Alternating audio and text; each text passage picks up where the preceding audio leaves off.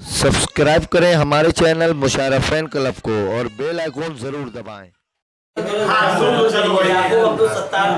याकूब अब्दुल सत्तार छबड़े वाले प्रेसिडेंट उनका इंतकाल हो गया था।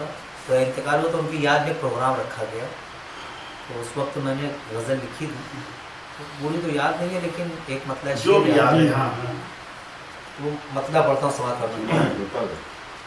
तेरा चेहरा तेरी बातें, तेरा चेहरा तेरी बातें और तेरा किरदार,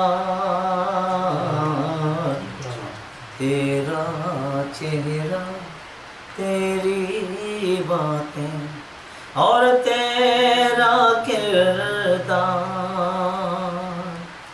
याद आते हैं, याद आते हैं, है यारों के यार, है यारों के यार,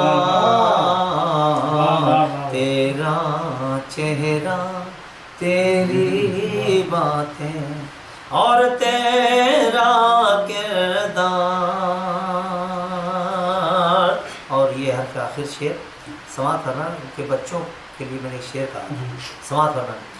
और तेरा किरदार